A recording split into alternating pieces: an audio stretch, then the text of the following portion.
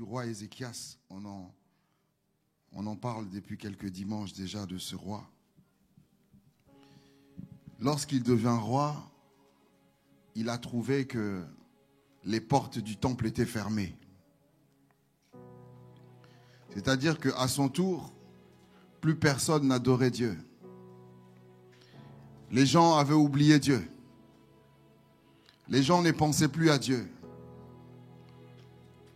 À cause de son père, de son grand-père, qui n'avait pas du tout craint Dieu. Ils avaient non seulement fait entrer des dieux étrangers dans le temple, et pour finir, ils ont fini par fermer le temple et ouvert d'autres temples au nom d'autres dieux de Baal. Et lorsque lui devint roi, la première chose qu'il va faire, c'est d'ouvrir les portes. Et il va voir à l'intérieur et il va constater par lui-même les dégâts. Et il va rassembler son peuple. Et il va dire à son peuple, il y a un problème. Il y a un problème parce que ce temple ne doit pas être fermé. Il y a un problème parce que la lampe de l'Éternel ne doit pas s'éteindre. C'est l'image de la vie chrétienne. Il dit, il y a un problème parce qu'il n'y a personne au service de Dieu. Il y a un problème. Il dit à cause de ça, du fait que personne n'est au service de Dieu. La lampe de l'Éternel est complètement éteinte. Il n'y a personne qui met de l'huile et tout ça. Et le pire, c'est que les portes sont fermées. Il dit, mais c'est à cause de tout ça. C'est à cause de ça que nous sommes captifs. C'est à cause de ça que nous sommes esclaves. C'est parce que nous avons tourné le dos à l'Éternel. C'est pour ça que nous sommes esclaves. Il dit, regardez bien. Nos enfants sont pris en otage. Nos fils sont pris en otage. Nos filles sont prises en otage. Nos femmes sont prises en otage. Parce que nous avons abandonné l'Éternel. Ici, on voit que la situation qu'ils étaient en train de vivre était réelle. On a pris les enfants, on les a ramenés à Babylone. Aujourd'hui, on prend les enfants, on les ramène dans le monde. On prend la femme, on la ramène dans le monde. Le mari va dans le monde, tout le monde. Satan arrive à récupérer les gens et à les ramener dans le monde. Pourquoi? Parce que la porte du temple était fermée et qu'il n'y avait personne pour servir Dieu. Alors quand il prend la parole et après avoir expliqué tout ça, il leur dit, moi, roi, j'ai maintenant l'intention d'ouvrir ce temple. J'ai l'intention de tout remettre en place. Et j'ai l'intention de tisser une alliance avec l'Éternel. Parce qu'il avait compris que son père avait rompu l'alliance avec Dieu. Il avait compris que son grand-père avait rompu l'alliance avec Dieu. Et à cause de ça, tout le monde avait des problèmes. Il dit, j'ai donc l'intention de tisser une alliance avec Dieu. Et si on lit bien ses propos, il est en train de dire, je vais moi tisser l'alliance avec Dieu, mais en tissant l'alliance avec Dieu, je vous engage aussi, tout le peuple. Alléluia. Et dans notre thématique, nous avons posé la question, comment faire pour passer à la dimension d'après? Et nous avons dit que la première chose à faire, c'est d'avoir une alliance avec Dieu. Et ce matin, nous voulons parler de la puissance de l'alliance. La puissance de l'alliance. On a vu que lorsque Dieu va entrer en relation avec Abraham, non seulement c'est lui qui pose les conditions, mais une fois que Dieu entre en relation avec Abraham, il va lui changer de nom. Il va faire en sorte que Abraham devienne son représentant légal. Lorsque Dieu va entrer en relation avec Jacob, il va changer de nom. Lorsqu'il entre en relation avec Osée qui devient Josué, il le change de nom. Et lorsque Jésus entre en relation avec Simon, il le change de nom, il l'appelle Pierre. Quand Dieu entre en alliance avec quelqu'un, Dieu lui donne ce qui est à lui. il lui donne sa personnalité, il lui donne son nom. Jésus est mort pour que en son nom, nous puissions approcher le Père. Pour que en son nom, nous puissions bénéficier de toutes les bénédictions dans les lieux célestes. Tout se passe au nom de Jésus. En dehors du nom de Jésus, nous n'avons pas de relation avec Dieu. Et nous voyons combien est-ce que ce nom de Jésus nous permet de vivre une vie extraordinaire quand nous respectons les conditions de l'alliance. Alléluia. Et donc, il décide ici, Ézéchias, de tisser une alliance avec Dieu. Il y a des personnes, quand vous les approchez, votre vie change. Soit elle prend la bonne direction, soit elle prend la mauvaise direction. C'est pour ça qu'il faut être en alliance avec Dieu. Lorsque tu es en alliance avec Dieu, il saura te dire, la voie que tu prends n'est pas la bonne. Même si aujourd'hui tu ris, demain tu vas pleurer.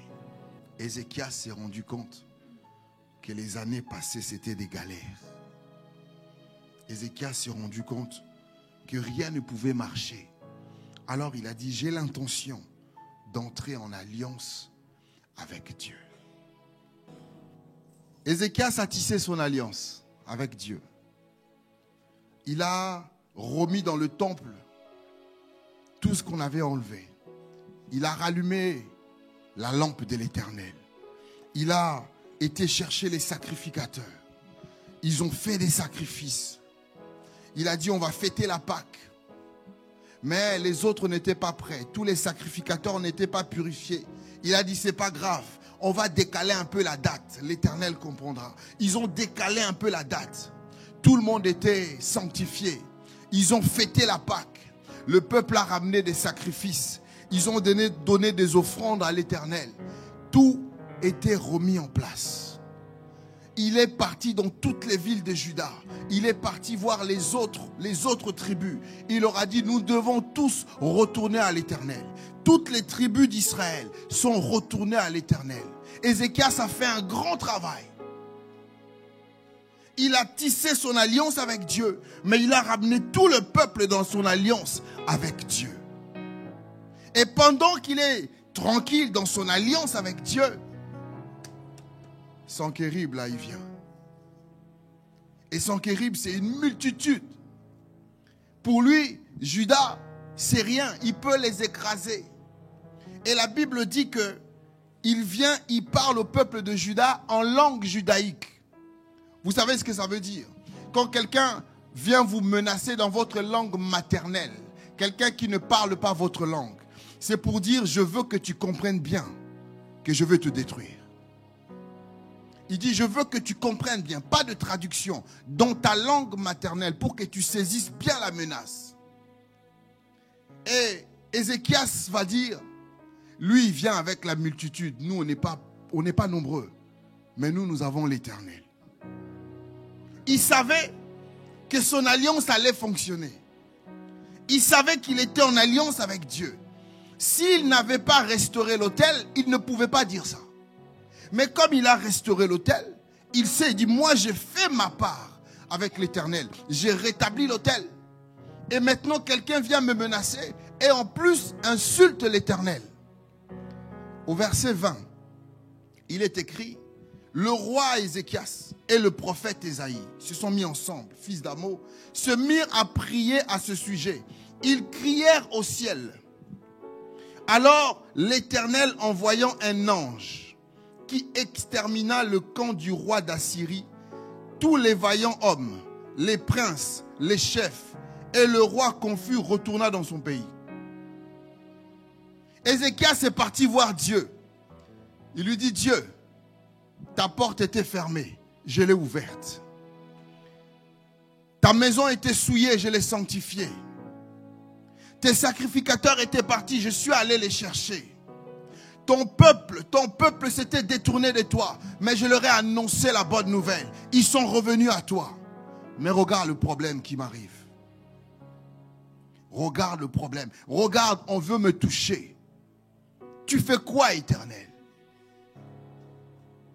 Ézéchias a fait jouer son alliance. Ézéchias a activé son alliance. C'est comme si Ézéchias a appelé son grand frère. Il dit, qu'est-ce que tu fais? On m'attaque. Alléluia. Souvenez-vous, j'avais donné l'exemple de l'apôtre Paul. Alors qu'il était encore Saul de Tarse, il avait pris la décision d'éliminer les chrétiens. Et lorsqu'il venait avec ses lettres pour aller tuer les chrétiens, au moment où il arrive à la porte de Damas, c'est Jésus qui s'est levé. Les chrétiens de Damas ne savaient même pas. Mais Jésus s'est levé. Jésus se présentait devant lui. Il lui dit, tu fais quoi? Tu crois vraiment que tu peux? Tu crois vraiment que tu peux? Il lui dit, tu ne peux pas. Soit tu changes, soit tu meurs. Pourquoi Jésus a fait ça? Parce que les chrétiens là étaient en alliance avec lui. Et ici, Ézéchias était en alliance avec Dieu. Ézéchias va activer son alliance. Il dit, partenaire, fais quelque chose pour moi. Et Dieu a envoyé un ange. Et l'ange s'est occupé d'eux. Alléluia. Jérémie 1, 19 nous dit, ils te feront la guerre. Mais ils ne te vaincront pas. Tu es en alliance avec Dieu. Ils te feront la guerre. Guerre spirituelle, guerre morale, guerre physique. Ils te feront la guerre, mais ils ne te vaincront pas. Ils ne te vaincront pas. Attache-toi à ton alliance avec Jésus. Dis-lui, Jésus, moi je fais ma part. Fais ta part. Un seul ange a suffi. Un seul. Dieu n'a pas envoyé une armée d'anges. Un ange a suffi pour dire à Sankéreb, fais demi-tour. Repars. Il a détruit tout le camp et il a fait demi-tour, il est parti. Pourquoi? Parce qu'il était en alliance avec Dieu. Parce qu'il marchait avec Dieu. Avec qui tu marches?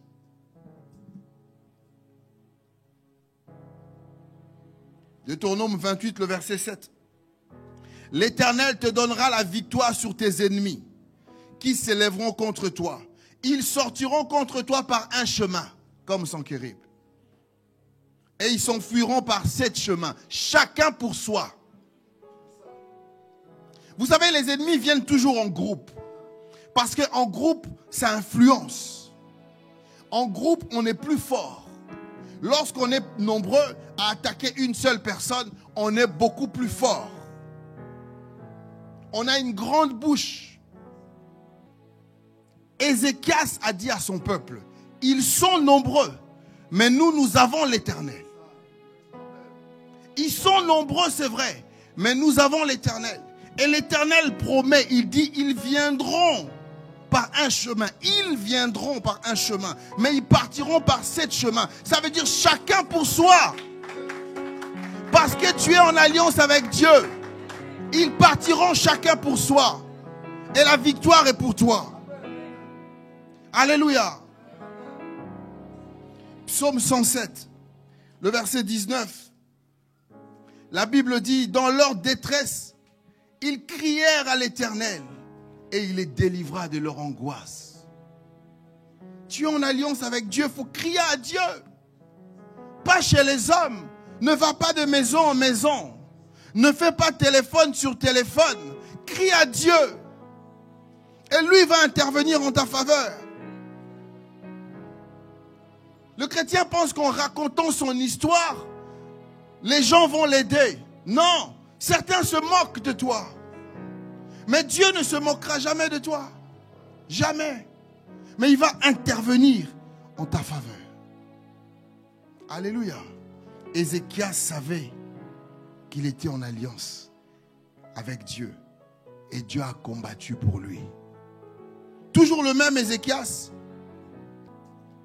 Au verset 24 du même chapitre, la Bible dit, en ce temps-là, Ézéchias fut malade à la mort. Il fit une prière à l'Éternel. Il savait avec qui il était en alliance. Et l'Éternel lui adressa la parole et lui accorda un prodige. Mais Ézéchias ne répondit point au bienfait qu'il avait reçu, car son cœur s'éleva et la colère de l'Éternel fut sur lui, sur Juda et sur Jérusalem. Alors Ézéchias, du sein de son orgueil, s'humilia avec les habitants de Jérusalem et la colère de l'Éternel ne vint pas sur eux pendant la vie d'Ézéchias. Ézéchias était malade. On vient, on lui dit, tu vas mourir. Il dit, qui, moi? Oui, tu vas mourir. Ainsi dit l'Éternel. Ézéchias va vers un mur, la Bible dit. Il s'agenouille, il ne regarde pas les hommes. Parce que quand on regarde les hommes, il nous distrait. Il parle au mur. Il dit, Éternel, souviens-toi, quand je suis devenu roi, ta maison était fermée. Quand je suis devenu roi, les sacrificateurs étaient partis. Quand je suis devenu roi, ta lampe n'était plus allumée. J'ai fait tout ça. Mais c'est vrai, Éternel, c'est vrai que j'ai manqué. Mais je ne veux pas mourir. Souviens-toi de moi. Ézéchias a dit, j'ai fait du bien. Éternel, à ton tour, fais-moi du bien. La Bible dit, Dieu va lui redonner 15 ans de vie. 15 ans de vie. Alléluia. Je dis que cette maladie n'est pas à la mort.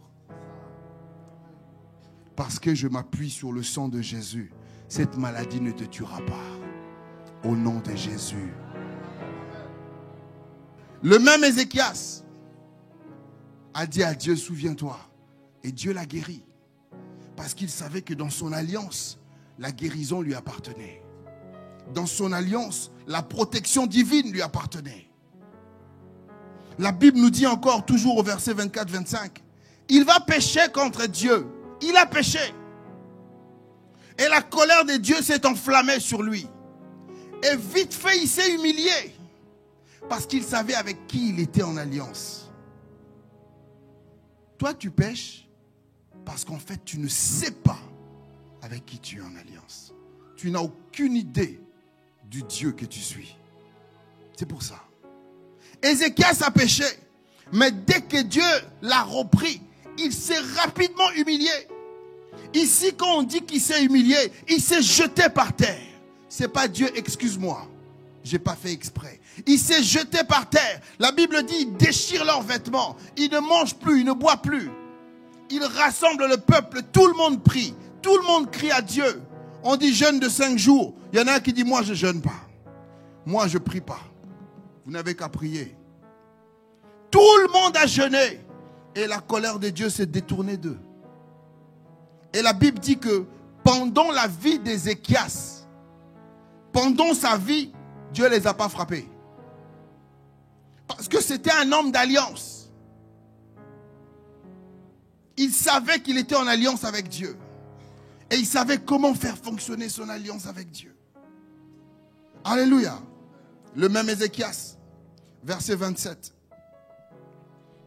Ézéchias eut beaucoup de richesses et de gloire. Il se fit des trésors d'argent, d'or, de pierres précieuses, d'aromates, de boucliers et de tous les objets qu'on peut désirer. Tous les objets qu'on peut désirer. Des magasins pour des produits en blé, en mou, en huile. Des crèches pour toute espèce de bétail. Et des étables pour les troupeaux. Il bâtit des villes. Ézéchias était riche. Et qui lui a donné cette richesse? Dieu. À cause de son alliance, Dieu a pourvu à ses besoins.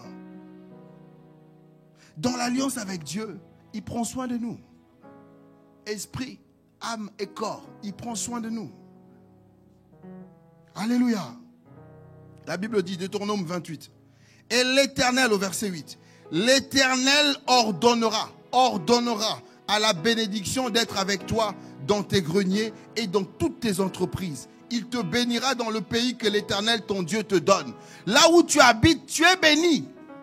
C'est toi la source de bénédiction et non pas le pays, c'est toi. En fait, le travail ne se trouve pas à Montargis, c'est toi qui crées le travail à Montargis. C'est toi qui dois le créer. Parce que c'est toi qui es béni. C'est toi. C'est toi qui suscites les maisons. Tu veux une maison? Rappelle à Dieu. C'est toi. La bénédiction est en toi. Souvenez-vous d'Isaac. Isaac, il creuse un puits. Il creuse, il trouve son puits. Les méchants arrivent nombreux comme d'habitude. Ils s'en prennent à son puits. Ils se déplacent. Ils creusent un autre. Les méchants reviennent encore. Ils s'en prennent à son puits. Ils leur laissent. Ils se déplacent. Tu peux tout me prendre. C'est pas grave. Parce que la bénédiction est en moi. C'est en moi. Il est parti. On lui a pris ses puits. Il a dit ok. Cette fois-ci, je vais très loin. Il est parti très loin. Il a creusé. Lui, dès qu'il creuse, l'eau sort. En fait, parce que l'eau est en lui. Les ennemis ont dit non, c'est bizarre ça. Partout où lui creuse, il y a de l'eau. Nous, quand on creuse, il n'y a pas d'eau. C'est lui qui... Pierre, il va. Il fait la pêche. Il fait la pêche, rien. Jésus lui dit, va à cet endroit-là, jette ton filet, il y aura des poissons. Pierre, il dit, attends, j'étais là-bas hier soir, j'ai jeté mon filet, il n'y avait pas de poissons. Jésus lui dit, non, maintenant moi je suis là, jette ton filet, il y aura des poissons. La bénédiction est en toi. N'envie personne. N'envie personne. C'est toi la source de la bénédiction. Isaac est parti au large. Le roi et les autres méchants sont venus. Ils ont dit, écoute, on fait la paix. Parce qu'en fait, tu es béni. Il faut qu'on dise que tu es béni. On ne t'aime pas parce que tu es béni. On veut te ramener dans le monde parce que tu es béni. On te rejette parce que tu es béni. On veut devenir ton ami parce que tu es béni. Tu dois savoir qui tu es. Parce que tu es en alliance avec le véritable. Alléluia. Tu es une bénédiction. C'est toi la bénédiction. C'est toi la bénédiction. Alléluia.